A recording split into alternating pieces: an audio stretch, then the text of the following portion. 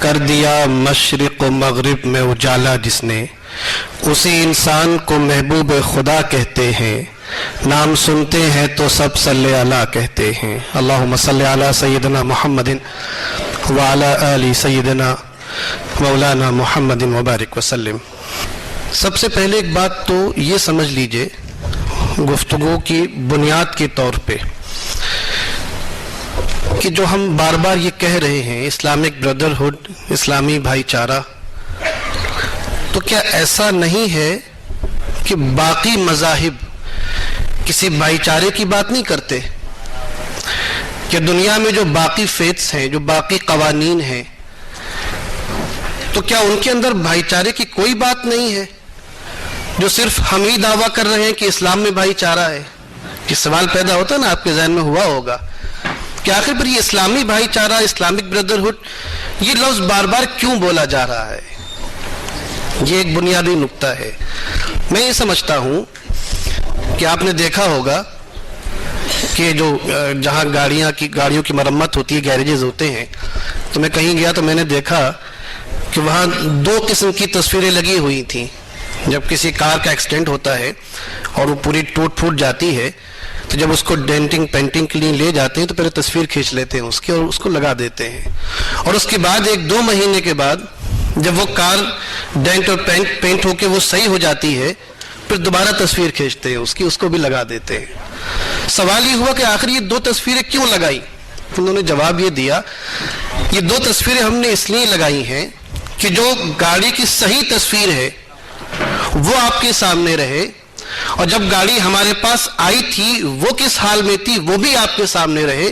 جب آپ گاڑی کی بدلی ہوئی حالت اور بگڑی ہوئی حالت اور خراب حالت کو دیکھیں گے تو پھر آپ کو ہماری مہارت اور ہمارے کام کا صحیح اندازہ ہوگا کہ آخر ہم نے اس میں کیا کیا ہے۔ تو جب اسلامک بردرہڈ کی بات کرتے ہیں تو یہ بات بنیادی طور پر سمجھنے کی ہے کہ آخر اسلام نے اس دنیا میں کون سے بھائی چارے کی بات کی جو اس سے پہلے دوسرے مذاہب نہیں کرتے تھے۔ جب تک اس چیز کو ہم نہیں سمجھیں گے، میں سمجھتا ہوں کہ صحیح طور پر اسلامی بھائی چارے کا مطلب سمجھ میں نہیں آئے گا۔ ایک بنیادی سوال تو یہ ہوا، اس کا جواب میں بہت اختصار سے دوں، بہت لمبی گفتگو کا موقع نہیں ہے۔ ظاہر ہے کہ آج دنیا کے بدلے ہوئے حالات میں بہت بات ہوتی ہے ایکولیٹی کی، برابری کی، سارے انسانوں کو برابر حق دیا جانا چاہیے، رائٹس کی بات کرتے ہیں، فنڈامنٹل رائٹس کی بات کرتے ہیں۔ میرا دعویٰ ہے کہ اس کے باوجود بھی آج چارٹر آف ہیومن رائٹس بھی ہمارے سامنے ہے، UN بنی ہوئی ہے، دنیا جان کی باتیں ہو رہی ہیں، اس کے باوجود بھی ہم جو اسلامک کانسیپٹ آف بردرہڈ جو ہمارے سامنے ہے، جب اس کی روشنی میں ہم ان تمام بھائی چارے کی باتیں کرنے والوں کے نظام کو دیکھتے ہیں تو یقین جانیے کہ آج کی 21ویں صدی کے باوجود بھی مساوات میں، انسانی کرامت میں، انسانی عظمت میں، ایکسیلنسی میں، فضیلت میں کوئی قانون اس قانون کی گرد تک نہیں پہنچا جو اسلام نے بھائی چارے کے تعلق سے دیا ہے۔ اور یہ محض دعویٰ نہیں ہے، یہ کوئی محض تقریر کا جملہ نہیں ہے، یہ فیکٹ ہے، ہسٹوریکل فیکٹ بھی ہے اور تھیوریکل فیکٹ بھی ہے۔ میں عرض کروں کہ دیکھیں مسئلہ کہاں بنتا ہے، ہم بات کرتے ہیں سارے انسان برابر ہیں، سب کو برابر کا حق ہے، کوئی چھوٹے بڑے کی تفریق نہیں کر سکتے، رنگ کی بنیاد پر، نسل کی بنیاد پر، زبان کی بنیاد پر۔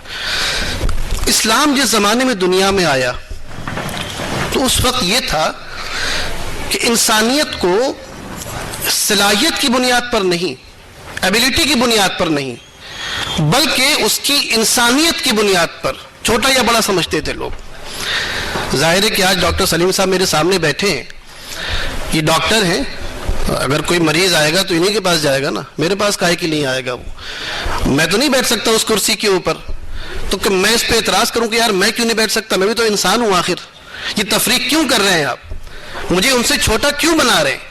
میں بھی انسان ہوں، یہ بھی انسان ہے، دونوں برابر ہیں، اگر وہ بیٹھ سکتے ہیں تو میں بھی بیٹھ سکتا ہوں۔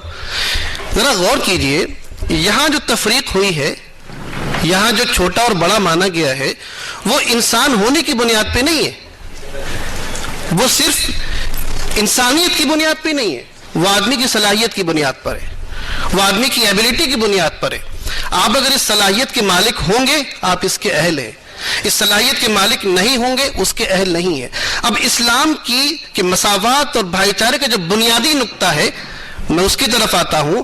जब आपने ये बात समझ ली कि ऊंच और नीच सलाहियत की बुनियाद पर होती है, दूसरे जो कवानीन थे, मैं किसी का नाम नहीं लेता, वहां पर इस बात की भी पाबंदी थी कि अगर आप इस नस्ल के हैं, इस खानदान के हैं, इस फैमिली के हैं, तो आप ये सलाहियत भी हासिल नहीं कर सकते, आपको ये भी हक नहीं है कि आप ये सलाहियत हासिल करें। आपने समझा, एक तो सलाहियत के ऊपर, और फिर ये कि वो सलाहियत भी हासिल करने का इख्तियार आपको नहीं है क्योंकि आप इस फैमिली के, इस खानदान के हैं। इस्लाम ने भाईचारे के बाब में जो सबसे बड़ा कारनामा अंजाम दिया वो ये कि तमाम इंसानों को बैक वक्त किसी भी खूबी को हासिल करने का बराबर इख्तियार है, बराबर हक है। आप काबिल हो, सलाहियत पैदा करें। अभी यहाँ बैठ के बात हो रही थी और अक्सर ये बात होती है, चूंकि उलमा मौजूद है, मैं ये बात उन तक पहुंचाऊं।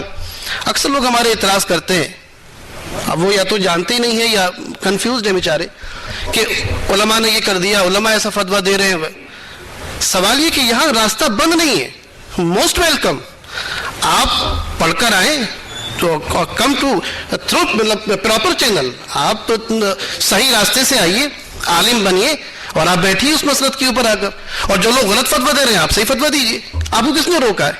ये तो और मज़ाहिब के अंदर था कि दीनी तालीम, मुल्क की सरबराही, कौम की सरबराही, कौम की क़यादत, ये तमाम इंसानों में यकसा नहीं थी, बल्कि इसके हुकूक और इसके इख्तियारात रंग और नस्ल और खानदान की बुनियाद पर हुआ करती थी। तो इस्लाम ने जो भाईचारे का सबसे अजीम और सबसे बड़ी खिदमत की है वो ये कि तमाम इंसानों को मौक़े हासिल करने का बराबर हक दिया है। जितना हक मुझे है कोई मौका हासिल करने का, इसकी सबसे बड़ी मिसाल ये है कि मुसल्ला इमामत है, नमाज तैयार है, वहां ये नहीं देखा जाएगा कि जो आदमी नमाज पढ़ने के लिए आगे बढ़ रहा है वो किस फैमिली से बिलोंग करता है, किस शहर का है, किस मुल्क का है, उसके अंदर किसका खून दौड़ रहा है, ये नहीं देखा जाएगा। क्योंकि अगर ये देखा जाएगा तो जाहिर है कि वहां पर सलाहियत की बुनियाद पर फैसला नहीं होगा, वहां यह देखा जाएगा कि जब नमाज पढ़ाने के लिए तुम आगे बढ़ रहे हो तो आपके अंदर इमाम बनने की सलाहियत है या नहीं। और ऐसा भी हो सकता है कि एक गुलाम सलमान फारसी जो अजमी है, अरबी भी नहीं है, वो मुसल्ला इमामत के ऊपर हो और अपने वक्त का अमीरुल मोमिनीन जो कुरैशी और हाशमी है वो उस गुलाम आजमी के पीछे खड़े होकर नमाज अदा कर रहा हो। बात सलाहियत की है, तमाम इंसानों को यकसा हुकूक हासिल है।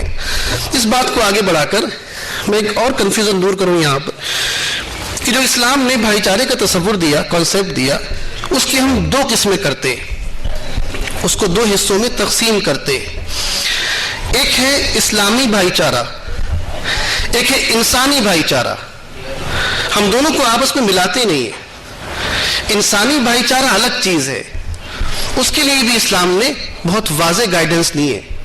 एक है इस्लामी भाईचारा जो हमारा अंदर का मामला है। इस्लाम ने इस दोनों किस्म के भाईचारे के लिए कुरान करीम के अंदर भी और अहादीस मुबारका के अंदर भी बहुत वाज़ेह तौर पर तालीमात दी। मैं यहाँ सिर्फ एक आयत और एक हदीस कोट करके फिर आगे बढ़ता हूँ कि जो इंसानी भाईचारा है उसके बारे में कुरान करीम में इरशाद फरमाया कि या अय्युहन्नास इन्ना खलकनाकुम मिन ज़करिन व उन्सा, ऐ लोगो हमने तुम्हें एक मर्द और एक औरत से पैदा किया, वजअलनाकुम शुऊबन व क़बाइला, और तुम्हारे दरमियान मुख्तलिफ बिरादरियाँ, मुख्तलिफ ज़ातें, तबक़ात बना दिए। लेकिन याद रखना ये बिरादरियाँ और ये तबक़े और ये कास्ट ये इसलिए नहीं है कि कोई ऊंचा या कोई नीचा समझा जाए, बल्कि लितारफू, ये सिर्फ इसलिए है कि तुम आपस में पहचान बना सको, तुम्हारी पहचान हो सके। इन्ना अक्रमकुम इंदल्लाहि अत्काकुम, और यकीनन तुम में सबसे बेहतर वही है, सबसे अजमत वाला वही है जो अल्लाह से ज्यादा डरने वाला है। और इस आयत करीमा की बुनियाद पर हुजूर ने इरशाद फरमाया था اور بہت پیاری بات فرمائی کہ کلکم من آدم و آدم من تراب. کوئی یہ نہ سمجھے کہ میں عرب کا رہنے والا ہوں، میں عربی بولتا ہوں، میں رسول اللہ کے خاندان کا ہوں، میں مکے کا رہنے والا، میں مدینے کا رہنے والا. ان بنیادوں پر انسانیت کے درمیان تفریق نہیں کی جا سکتی. کلکم من آدم، تم سب کے سب آدم کی اولاد ہو. اور یاد رکھنا تمہارا مقام یہ ہے کہ وآدم من تراب، اور اللہ نے آدم کو مٹی سے پیدا کیا ہے. مٹی سے بنائے جانے میں تمام انسان برابر ہے. اور یہی بات ہے کہ جب ہم انسانی بھائی چارے کی بات کرتے، جب انسانیت کی بات کرتے ہیں، مولانا انوار صاحب نے بھی ایک حدیث پاک پڑھی آپ کے سامنے کہ کس طرح یہودی کا جنازہ آیا اور حضور اس کے لیے کھڑے ہو گئے. آپ آگے چلیے. میں تو جب بھی یہ بات پڑھتا ہوں یا سنتا ہوں تو مجھے ایک عجیب کیفیت طاری ہو جاتی ہے کہ اسلام کے اثر سے، اسلام کے فیض سے، اسلام کا جو تصور ہے بھائی چارے کا، جو انسانی بھائی چارے کا، اس کا فیض کہاں سے کہاں تک پہنچا ہے. ہمارے صوفیاء اکرام میں حضرت محبوب الہی کا نام سنا ہوگا آپ نے، سلطان المشائخ محبوب الہی نظام الدین اولیاء. اور مجھے فخر ہے اس بات پر کہ میں جس شہر کا رہنے والا ہوں آپ بھی اسی شہر کے رہنے والے تھے، بدایوں کے رہنے والے تھے. ان کا ایک واقعہ میں نے پڑھا فوائد الفوائد شریف کے اندر، اور آپ دیکھیں کہ اسلام نے جو تصور دیا بھائی چارے کا، انسانی بھائی چارے کا، بغیر کسی مذہب، بغیر کسی ذات، بغیر کسی شہریت، بغیر کسی زبان کی تفریق کے، اور اس کو کس طرح ان بزرگوں نے اپلائی کر کے دکھایا ہے. محبوب الہی ٹہلتے ہوئے کہیں جا رہے تھے، بہت اہم بات ہے، اور اس سے اندازہ ہوگا آپ کو کہ آج جو دنیا میں ماحول بنا ہوا ہے، کوئی دہشت گرد قرار دے رہا ہے، کوئی فنڈامنٹلسٹ، ریڈیکل اسلام، یہ سب چیزیں جو الفاظ دیکھتے ہیں، آپ دیکھیے کہ صوفیاء نے اسلام کو کس طرح برتا، کس طرح سمجھا، کس طرح بیہیو کیا اپنے ایک انسانی بھائی کے ساتھ. محبوب الہی تشریف لے جا رہے تھے. آج جہاں بستی نظام الدین ہے اس کا نام پہلے غیاث پور تھا. اس زمانے میں غیاث پور سے باہر نکل کر آپ گئے خادم کے ساتھ ٹہلتے ہوئے، تو آپ نے دیکھا کہ ایک غیر مسلم بڑھیا، ہندو بڑھیا ایک کنویں سے پانی بھر رہی ہے. تو آپ نے اس سے پوچھا، گئے آگے کہ بھئی یہاں سے پانی، اتنی دور سے پانی بھر رہی ہو، دور دراز جنگل بیابان ہے، یہاں کیوں پانی بھرنے آئی ہو، کہاں کی رہنے والی ہو؟ تو اس بڑھیا نے کہا کہ میں غیاث پور کی رہنے والی ہوں. تو آپ کو اور حیرت ہوئی کہ بھئی غیاث پور کے پاس سے تو جمنا بہ رہی ہے، اور جمنا کا پانی اتنا میٹھا ہے، تم نے وہاں پانی کیوں نہیں بھرا؟ اور تم جس کنویں سے پانی بھر کے لے جا رہی ہو، تمہیں شاید پتہ نہ ہو کہ اس کنویں کا پانی میٹھا نہیں ہے، کھاری پانی ہے، نمکین پانی ہے. تو اس بڑھیا نے جواب دیا کہ بابا آپ کوئی شریف آدمی لگتے ہیں، دراصل بات یہ ہے کہ میں ایک غیر مسلم عورت ہوں، بادشاہ مسلمان ہے یہاں کا، بڑی تکلیف دیتا ہے ہمیں، میرا شوہر اس کے محل میں نوکری کرتا ہے، پوری تنخواہ نہیں ملتی، پریشان ہے. ہمارے پاس اتنا پیسہ نہیں ہوتا کہ ہم دن میں 2 وقت کھانا کھا سکیں، دن میں 2 وقت کھانا کھا سکیں. اب مسئلہ یہ ہے کہ جمنا کا پانی میٹھا ضرور ہے مگر کھانا جلدی ہضم کر دیتا ہے، اور اس کنویں کا پانی نمکین ضرور ہے مگر بھاری پانی ہے، اس لیے کھانا زیادہ دیر تک پیٹ میں رہتا ہے. تو ڈاکٹر سلیم صاحب بتائیں گے کہ جو بھاری پانی ہوتا ہے وہ دیر میں ہضم کرتا ہوگا، میں تو نہیں جانتا اس بات کو، جو ہلکا پانی، میٹھا پانی ہو وہ جلدی ہضم کر دیتا ہو. تو بڑھیا نے کہا کہ بابا ہم جمنا کا پانی اس لیے نہیں پیتے کہ اس کو پئیں گے تو بار بار بھوک لگے گی، اور میرے شوہر کی اتنی ہمت نہیں ہے، اتنی آمدنی نہیں ہے کہ ہم دن میں 2 بار کھانا کھا سکیں، اسی لیے میں جمنا کو چھوڑ کر غیاث پور تک آتی ہوں اور یہاں سے اپنے گھڑے میں پانی بھر کے لے جاتی ہوں. یہ جملہ سن کر حضرت محبوب الہی رونے لگے، اور جو جملے آپ نے ارشاد فرمائے تھے ان کو آج بھی تاریخ نے اپنے سینے میں محفوظ رکھا ہے. آپ نے فرمایا تھا کہ اے نظام الدین، کل قیامت کے دن اگر تمہارے رب نے تم سے یہ سوال کر لیا کہ تم جس بستی میں رہنے والے تھے اس بستی کا ایک انسان صرف اس وجہ سے میٹھے پانی سے محروم تھا کہ میٹھا پانی کھانا جلدی ہضم کر دیتا ہے، تو تم کیا جواب دو گے؟ جب گریہ کیا آپ نے اور جب اس سے تھوڑا فارغ ہوئے تو آپ نے اپنے خادم سے کہا کہ نظام الدین اللہ کے اس سوال کا جواب نہیں دے پائے گا، بڑھیا میرے ساتھ چلو اور آج سے تم اور تمہارا شوہر نظام الدین اولیاء کی خانقاہ میں کھانا کھائیں گے۔ تو چنانچہ ان کا کھانا مقرر کر دیا۔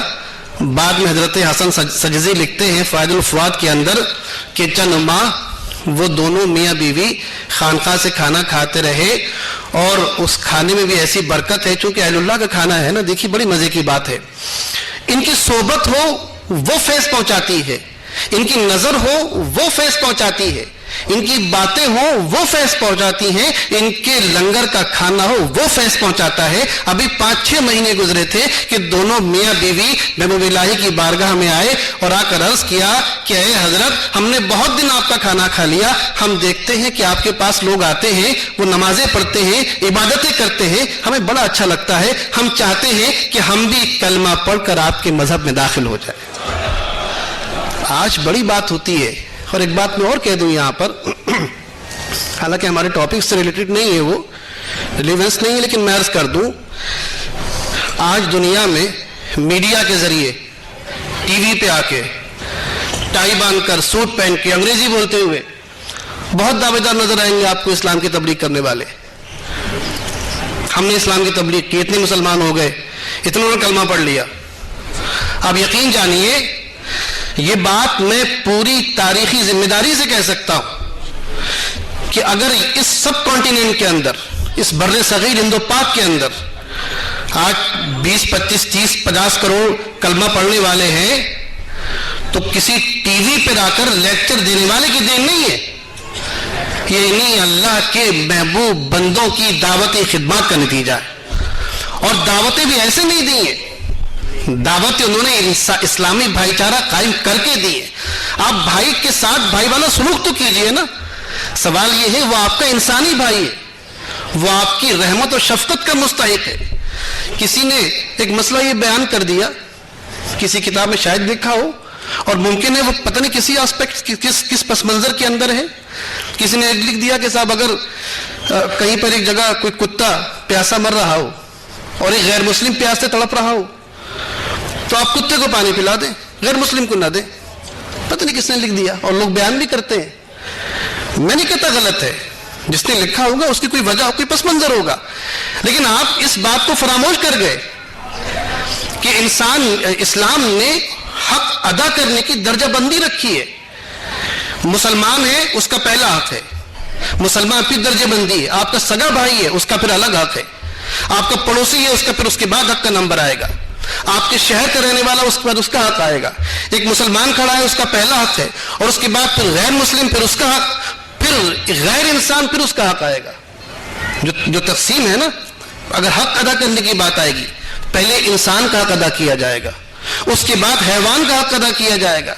اور اسلام تو وہ مذہب ہے، صحیح بخاری کی حدیث پاک ہے، آپ یہاں انسان کی بات کر رہے ہیں، اس کو بھوکا پیاسا مارنے کی۔ ارے صحیح بخاری کے اندر حضور نے ارشاد فرمایا کہ جب میں معراج پہ گیا اور مجھے جہنم دکھائی گئی، تو جہنم میں میں نے دیکھا کہ ایک عورت کو عذاب دیا جا رہا ہے۔ میں نے پوچھا کہ اس عورت کو عذاب کیوں دیا جا رہا ہے؟ تو مجھے جبریل نے بتایا کہ یا رسول اللہ صلی اللہ علیہ وسلم، اس نے ایک بلی کو بند کر دیا تھا، اور اس کو اتنے دن تک بھوکا پیاسا بند کر کے رکھا کہ بھوک اور پیاس کی بنیاد پر یہ بلی مر گئی۔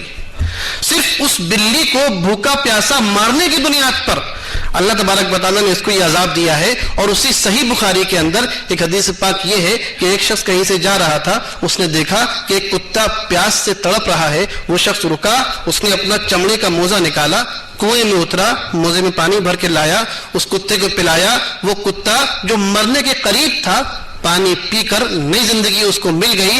حضور فرماتے ہیں کہ وہ شخص بہت گناہگار تھا، اس کے پلے میں کوئی نیک کام نہیں تھا، صرف ایک مرتے ہوئے کتے کو پیاس سے نجات دلا کر اس کی جان بچانے کے صلے میں اللہ تبارک و تعالیٰ نے اس کی مغفرت فرما دی۔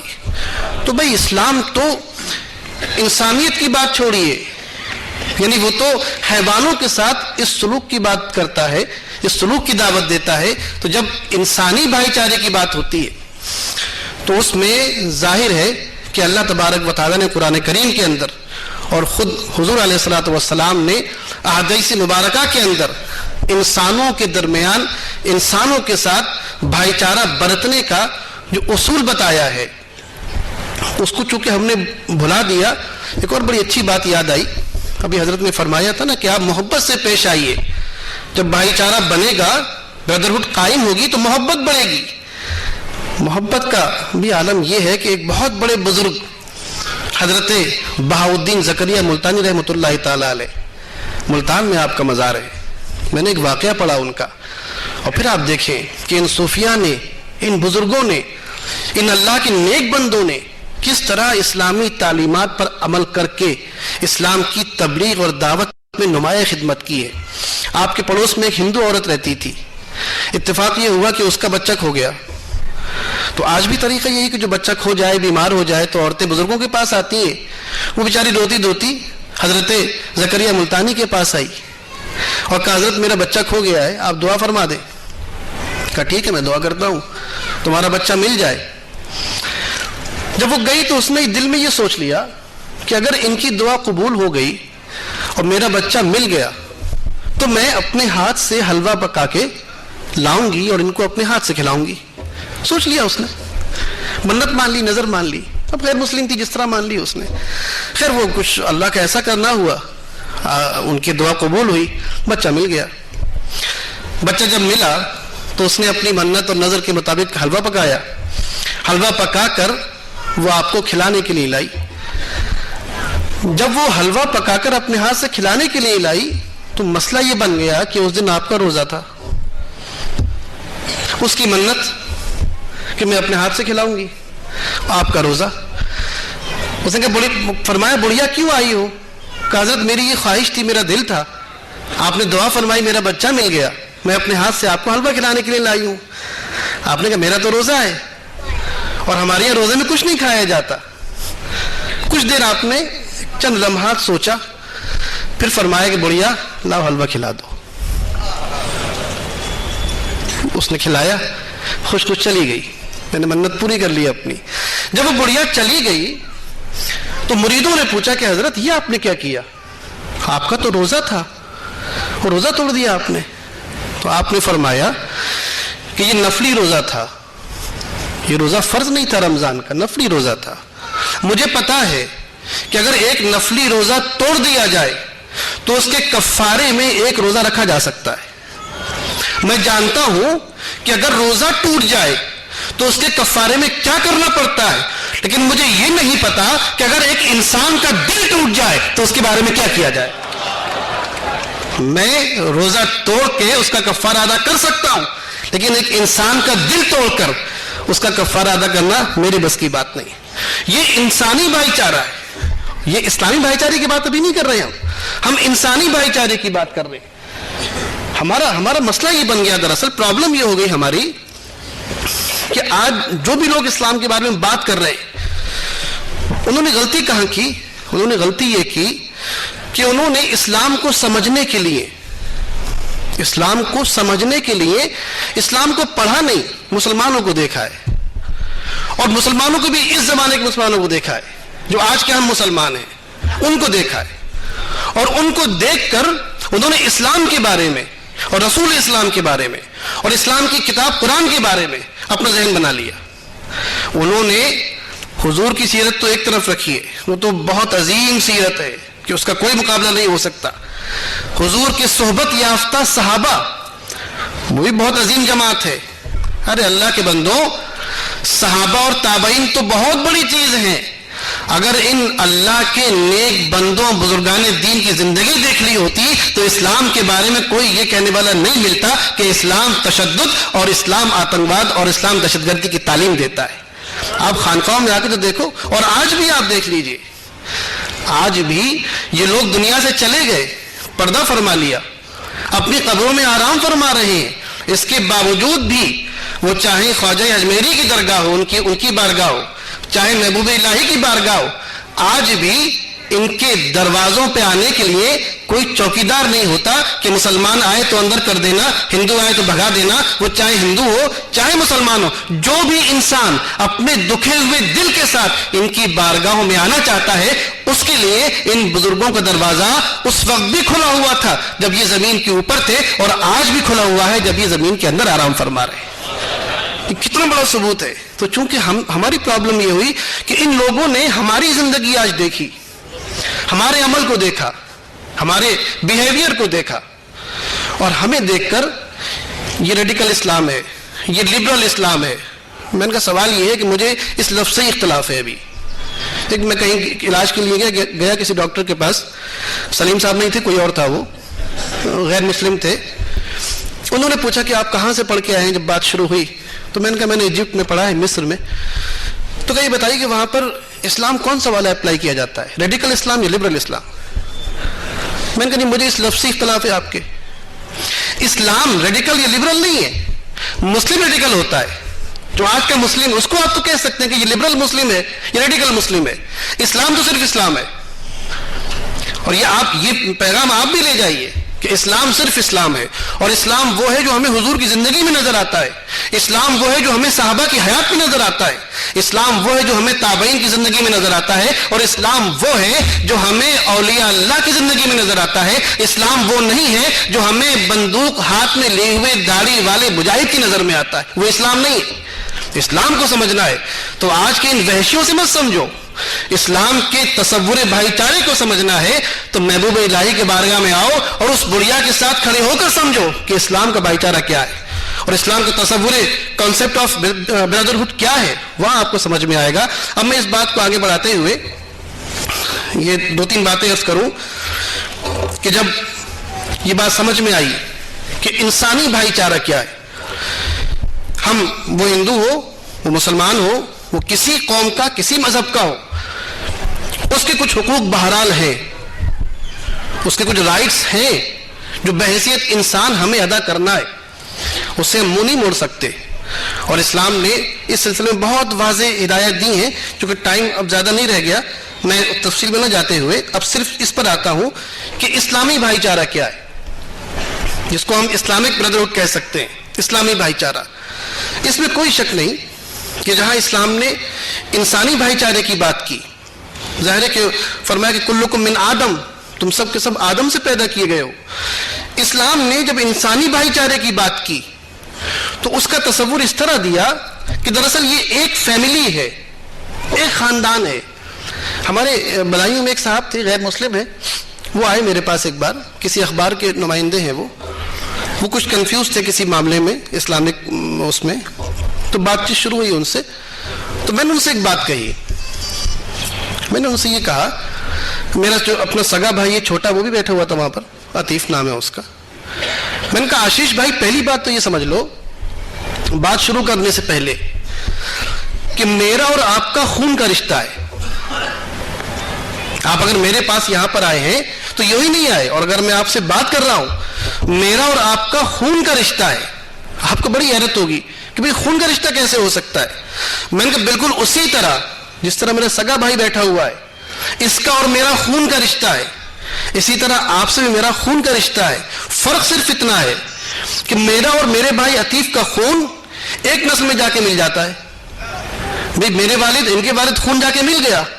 میرا کوئی کزن ہو، اس کا اور میرا خون جا کے دادا میں مل جائے گا. ہم اور آپ ہیں 100 پشت میں، 200 پشت میں، 300 پشت میں، کہیں نہ کہیں جا کر، اور اگر نہیں ملا تو حضرت آدم میں تو مل ہی جائے گا. اگر نہیں ملا کہیں تو حضرت آدم تک تو پہنچ کے مل ہی جائے گا. آپ اس نسل کے ساتھ جائیں گے، میرے شیرے کو آپ دیکھیے اور آپ کے پیرنٹس کو ہم دیکھتے ہیں آگے تک، تو کہیں نہ کہیں جا کر ایک مرد اور عورت ایسے ضرور ہوں گے کہ جن کے ایک بیٹے کی اولاد میں آپ ہیں، ایک بیٹے کی اولاد میں میں ہوں. اور اگر یہ نہ ہوا تو کم سے کم حضرت آدم اور حضرت حوا تک پہنچ کر یہ ہو ہی جائے گا کہ آدم بھی میرے دادا ملیں گے اور حوا میری دادی، اور آپ کی بھی دادا اور آپ کی بھی دادی. تو پتہ یہ چلا کہ میرا اور آپ کا ویسا ہی خون کا رشتہ ہے جیسا میرا اور میرے سگے بھائی کا خون کا رشتہ ہے. اب ذرا سوچئے کہ جب خون کا رشتہ بن گیا، ہماری پرابلم یہ بھی ہے، اس میں اتنے مسئلے کس کس پر بولا جائے. ایک مسئلہ یہ بھی بہت بڑا ہمارے پاس ہو گیا کہ ہم نے یہ سمجھ لیا کہ اگر کوئی ہمارے مذہب کا نہیں ہے غیر مذہب کا ہے تو اب ہر طرح اس سے نفرت، ڈانٹ پھٹکار، بھگانا، اب ہر قسم کے سلوک کا حقدار ہے وہ. ایسا نہیں ہے، اور یہ ٹرو اسلامک کانسیپٹ نہیں ہے، یہ غلط ہے. اکثر یہ بات ہوتی ہے، دیکھیں کسی چیز کو سوچنے کے دو طریقے ہیں. ایک تو یہ کہ جو ہمارے سامنے بیٹھا ہوا ہے جو غیر مسلم ہے، اس کے بارے میں ایک تو یہ سوچوں. آج امریکہ کو آپ دیکھ رہے ہیں کتنا پریشان کر رہا ہے پوری دنیا کو. اس کے بارے میں دیکھیے سوچنے کے دو طریقے ہیں. ایک دعا اس طرح کر سکتے ہیں کہ اے پروردگار اس کو تباہ کر دے، اس کو برباد کر دے، ان میں کیڑے پڑ جائیں، ان کے جو ہے سیلاب آ جائے، زلزلہ آ جائے، جتنی بھی دعائیں ہو سکتی ہیں بری سے بری سب دے دی آپ نے جارج بش کو، کلنٹن کو. ایک طریقہ تو یہ ہو سکتا ہے، لیکن یہ طریقہ اسلامی طریقہ نہیں ہے. یہ طریقہ صوفیوں کا طریقہ نہیں ہے، یہ طریقہ تصوف والوں کا طریقہ نہیں ہے جو اہل اللہ ہوا کرتے تھے. میں نے کہا سوال یہ ہے کہ ان لوگوں کی آخرت تو خراب ہے ہی ہے، آخرت تو خراب ہے نا ان کی، چونکہ ایمان نہیں لائے. دنیا کم سے کم اچھی ہے، آپ اس کے بھی پیچھے پڑ گئے کہ دنیا بھی خراب ہو جائے. بھائی یہ کوئی طریقہ نہیں، ان کی آخرت تو پہلے سے خراب ہے اور آپ دعا کر رہے ہیں کہ ان کی دنیا بھی خراب ہو جائے. بھائی دعا تو یہ کرنا چاہیے کہ اے پروردگار ان کی دنیا اچھی ہے تو ان کی آخرت بھی اچھی کر دے، یہ ایمان کی دولت سے فیضیاب ہو جائے. دعا تو یہ کرنی چاہیے. آپ سوچئے کہ ڈاکٹر صاحب کے پاس ایک مریض آتا ہے، اس کے کوئی زخم لگا ہوا ہے یا کوئی اور چیز ہے، اب ڈاکٹر صاحب کس طرح ملیں گے اس سے، کس طرح بیہیو کریں گے؟ اگر اس کے دو جہاں جھاپڑ مار دیے یا اس کو گالی دے دی یا سخت بات کری دوبارہ نہیں آئے گا. اور چونکہ یہ کرنا بھی نہیں چاہیے، چونکہ آپ اس کے معالج ہیں، وہ آپ کا مریض ہے، وہ آپ کے پاس اپنا مرض لے کر آیا ہے. آپ اس مرض سے دشمنی رکھیے. جو مرض اس کے اندر ہے وہ آپ کا انیمی ہے، وہ آپ کا دشمن ہے، اس کو ختم کیجیے وہاں سے. جس شخص کے اندر مرض ہے وہ دشمن نہیں ہے آپ کا.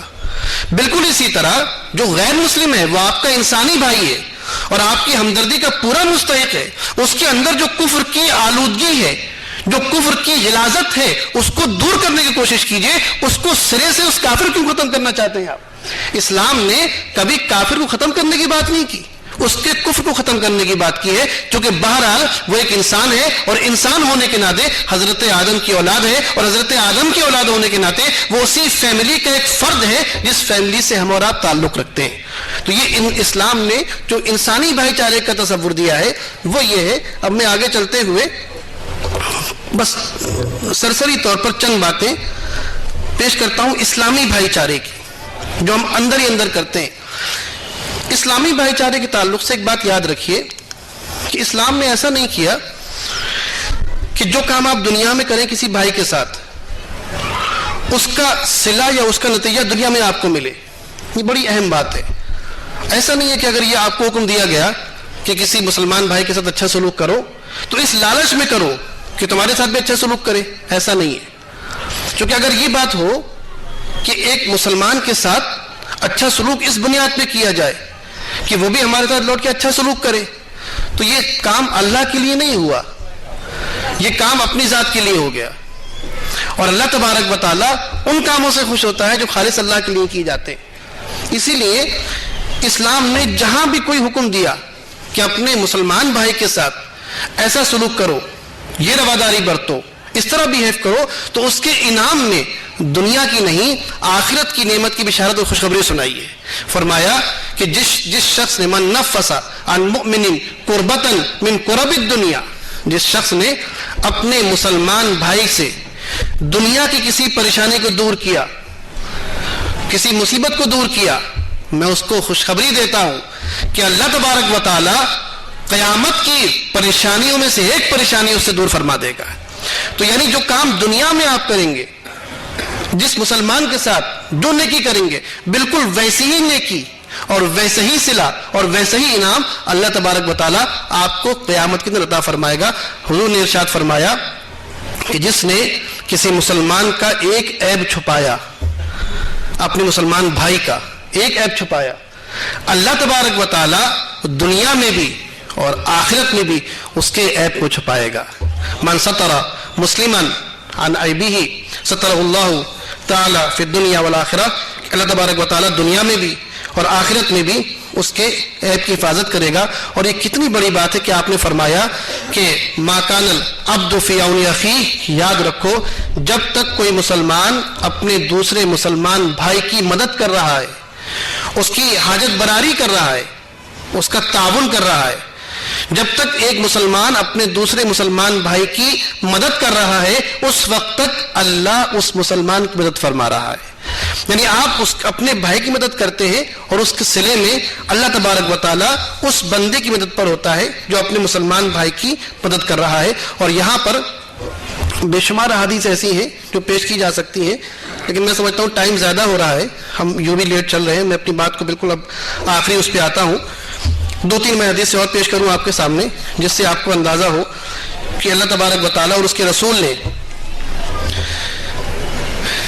اسلامی بھائی چارے کو قائم کرنے کے لیے کیا کیا ہدایت عطا فرمائی. یعنی دو بھائیوں کے درمیان محبت کرنا، محبت پیدا کرانا اور دوری کرانا، یہ دو ایسی چیزیں ہیں کہ دو بھائیوں کے درمیان صلح صفائی کرانا، محبت پیدا کرنا، یہ ایک بہت بڑی نیکی ہے. اللہ نے اس کا بہت بڑا ثواب رکھا ہے. اور اسی طرح دو بھائیوں کے درمیان پھوٹ پڑوانا، تفریق پیدا کر دینا، علیحدگی کروا دینا، یہ بہت بڑا عذاب ہے. اس کا اندازہ آپ اس بات سے کیجئے کہ حضور نے فرمایا کہ جس شخص کہ اگر جھوٹ تو برا ہی ہے، ہر حال میں برا ہے، جھوٹ بولنا اچھی بات نہیں ہے، لیکن آپ نے فرمایا کہ اگر دو مسلمان بھائیوں کے درمیان تفریق ہو جائے، نفرت پیدا ہو جائے، دوری بچ جائے، تو ان دو مسلمانوں کو آپس میں قریب لانے کے لیے، ان میں محبت پیدا کرنے کے لیے جھوٹ بولنا بھی جائز ہے. اندازہ لگائیے آپ کہ دو مسلمان بھائیوں کے درمیان قربت پیدا کرنا کتنی بڑی بات ہے کہ حضور نے فرمایا کہ وہ جھوٹ نہیں مانا جاتا جو اس نیت اور اس ارادے سے بولا جائے کہ دو بچھڑے ہوئے بھائیوں کے درمیان صلح پیدا کر دی جائے. اور بالکل الٹا اس کا یہ فرمایا یاد رکھو من فرق بیننا فلیس منا، کہ جس نے ہمارے درمیان مسلمان بھائیوں کے درمیان پھوٹ پڑوائی، تفریق پیدا کی، دوری بنائی، علیحدگی کروا دی، یاد رکھے اس کا مجھ سے کوئی تعلق نہیں ہے، فلیس منا، وہ ہم میں سے نہیں ہے. تو یہ کہ ہر اعتبار سے جب تک آپ دنیا میں ہیں یہ اسلامی بھائی چارہ، اور حد یہ ہے کہ اس بھائی چارے کی حفاظت اسلام نے یہاں تک کی کہ حضرت عثمان فرماتے ہیں کہ ایک مرتبہ ہم نے کسی مسلمان کو دفن کیا، جب دفن کر دیا تو حضور علیہ الصلوۃ والسلام وقفا، وہاں کھڑے ہو گئے اور آپ نے ارشاد فرمایا کہ استغفروا لاخیکم، اپنے اس بھائی کے لیے دعا کرو. چونکہ اب اس سے سوال کیے جانے، پتہ یہ چلا کہ اسلامی بھائی چارہ صرف دنیا کی حد تک نہیں ہے، بلکہ یہ تو ایسا بھائی چارہ ہے کہ جب آپ کا بھائی دنیا سے چلا گیا اس کے باوجود بھی آپ کو یہ حکم دیا جا رہا ہے کہ اس کے ساتھ نیکی، اس کے لیے دعا اور اس کے ساتھ اچھا سلوک کریں، اس طور پر کہ اس کے لیے دعائیں مغفرت کرتے رہیں. پتہ یہ چلا کہ اسلامی بھائی چارہ دنیا کے اندر بھی اور آخرت کے اندر بھی وہ اسی طرح رہے گا جس طرح دنیا کے اندر ہے. اور کیا آپ نے یہ حدیث نہیں سنی کہ کسی نے حضور سے پوچھا یا رسول اللہ جب ہم جنت میں جائیں گے تو یہاں جو ہمارے تعلقات ہیں، جس طرح ہم رہتے ہیں، تو وہاں ہماری ملاقات ہوگی کہ نہیں ہوگی ہمارے دوسرے لوگوں سے، رشتہ داروں سے؟ تو آپ نے ارشاد فرمایا یاد رکھو کہ جو تعلق تمہارا جس سے دنیا میں ہوگا وہی تعلق اخوت اور بھائی چارے کا آخرت میں بھی ہوگا. تم جس طرح یہاں اپنے دوست سے ملتے تھے، اس سے باتیں کرتے تھے، اس سے بھائی چارہ قائم کرتے تھے، بالکل اسی طرح جنت کے اندر بھی وہ تمام لوگ آپس میں ملتے رہیں گے اور آپس میں ایک دوسرے کو پہچانتے رہیں گے. اور یہ بھی فرمایا کہ پھر کبھی کبھی ایسا بھی ہوگا کہ اگر کسی انسان نے کسی مسلمان نے دوسرے مسلمان کے ساتھ کوئی برائی کی ہوگی، وہ اس کو یاد آئے گی، وہاں تعلق بن جائے گا، وہاں تو کوئی اختلاف ہوگا نہیں. تو وہ بھائی کبھی کبھی اس کو یاد دلائے گا، تمہیں یاد ہے میں اس جگہ بیٹھا ہوا تھا اور تم نے میرے ساتھ یہ برائی کی تھی؟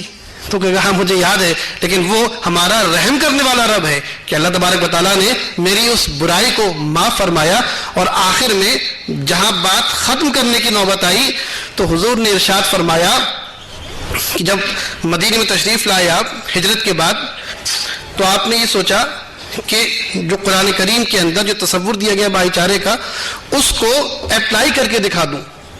تو آپ نے اس طرح اپلائی کیا کہ آپ نے سب کو جمع کیا, صحابہ کو, اس میں مہاجرین بھی تھے, اس میں انصار بھی تھے, جو مدینے کے رہنے والے, مکے کے رہنے والے, اور آپ نے ایک آدمی مہاجرین میں سے, ایک انصار میں سے لیا اور فرمایا تم ان کے بھائی ہو, زید بن ثابت ابو عبیدہ کے بھائی ہیں, فلاں شخص ان کا بھائی ہے, فلاں ان کا بھائی ہے, میں آج سے تم دونوں کو آپس میں بھائی بناتا ہوں. جب بھائی بن گئے, بس میں ختم کرتا ہوں بات, اور ذرا اندازہ لگائیے کہ اسلامی بھائی چارے نے بات کو کہاں تک پہنچا دیا تھا, اور آج ہم اسلامی بھائی چارے کے کتنے پیچھے آ گئے. اس اسلامی بھائی چارے کا عالم یہ تھا کہ جب وہ دونوں بھائی وہاں سے اٹھ کے اپنے گھر کی طرف گئے, حضرت زید بن ثابت انصاری ہیں, حضرت ابو عبیدہ بن جراح مہاجر, یہ مکے شریف سے آئے تھے, ایک مکے کے ایک مدینے کے, آپس میں کوئی خونی رشتہ نہیں تھا, کوئی تعلق نہیں تھا, صرف اسلام کا رشتہ تھا. اور یہ رشتہ تھا کہ حضور نے ارشاد فرما دیا تھا کہ زید آج سے ابو عبیدہ تمہارے بھائی ہیں. جب یہ لوگ اٹھ کر گھر پر گئے, حضرت زید نے فرمایا کہ ابو عبیدہ آج سے تم میرے بھائی ہو, میرے 2 مکان ہیں, ایک مکان اپنے لیے رکھتا ہوں, ایک مکان تمہیں دیتا ہوں, میرے 2 کھیت ہیں, ایک کھیت اپنے لیے رکھتا ہوں, باپ تمہیں دیتا ہوں, میری 2 بیویاں ہیں, ایک کو طلاق دیتا ہوں, تم اسے شادی کر لو. یعنی اسلامی بھائی چارہ یہاں تک پہنچتا ہے. آدمی وہاں پہلے آئے تو, اور آج ہم کہاں پہنچے ہوئے ہیں یہ ہمیں بتانے کی ضرورت نہیں ہے. اللہ تبارک تعالیٰ سے دعا ہے کہ ہمارے یہ سیمینار صرف سننے, بیٹھنے اور واہ واہ کرنے تک محدود نہ رہے, بلکہ جو پیغام, جو میسج ہم آپ تک پہنچانا چاہتے ہیں.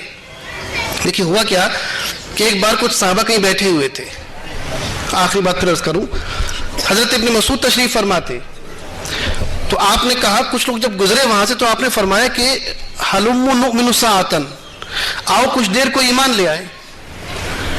تو لوگوں نے کہ حضرت ابن مسعود یہ تو پہلے سے مسلمان ہیں, ان کو آپ دعوت دے رہے ہیں ایمان لانے کی.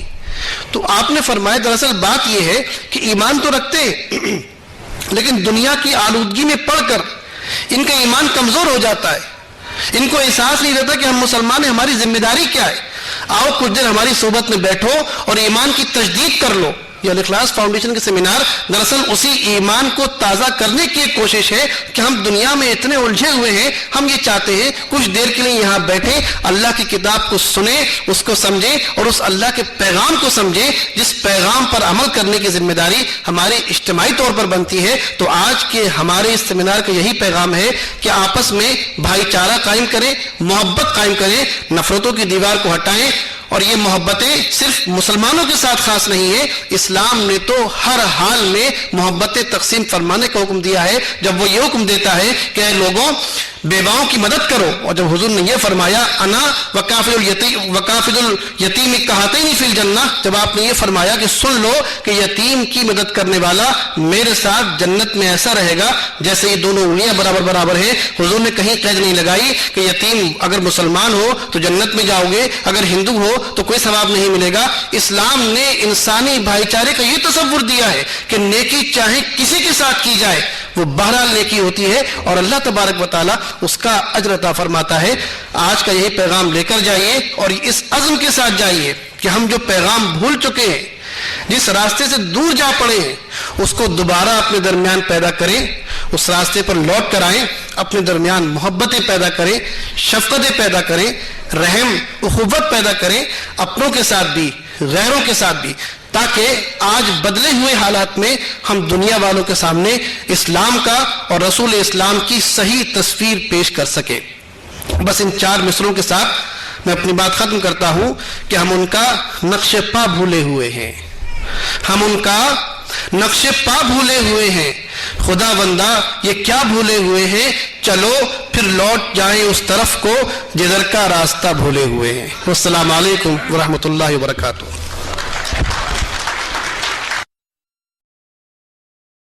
اللہ